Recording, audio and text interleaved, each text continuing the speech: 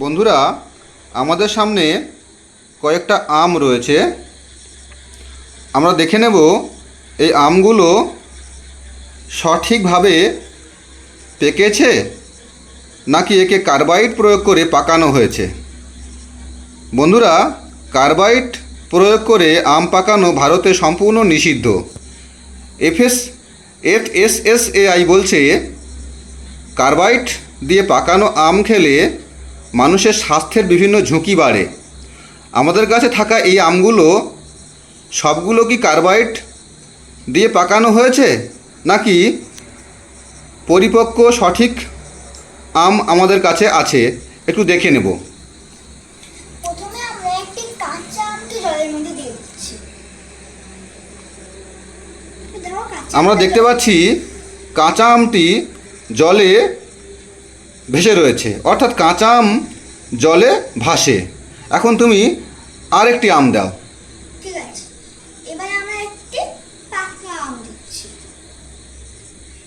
আমরা দেখতে পাচ্ছি, কি দেখছি বলো, কি দেখছি আমরা?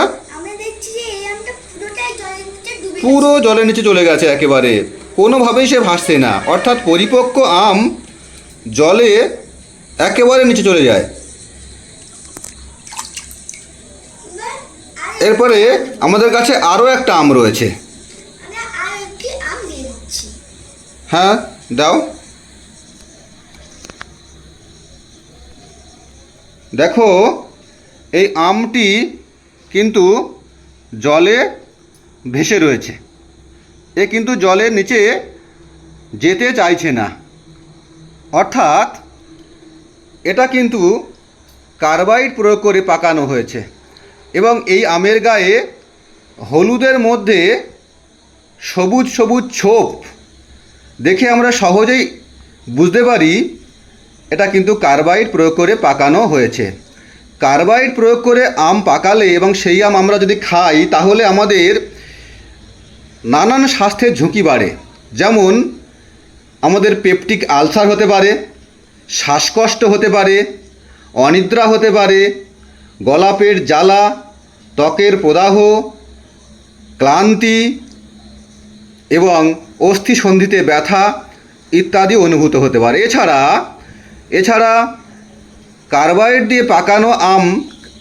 দিয়ে আম পাকানোর সময় যে অ্যাসিটিলিন উৎপন্ন হয়, সেই অ্যাসিটিলিন আমের মধ্যে শোষিত হয়ে আমের মধ্যে থাকা মিনারেলের সঙ্গে বিক্রিয়া করে মারাত্মক ক্ষতিকারক বস্তু উৎপন্ন করে, ক্ষতিকারক যৌগ উৎপন্ন করে, যা স্বাস্থ্যের পক্ষে ঝুঁকি বাড়ায়। তাই বন্ধুরা, সঠিক আম কিনুন এবং আমের সঠিক যে গুণাগুণ তা লাভ করুন। ধন্যবাদ।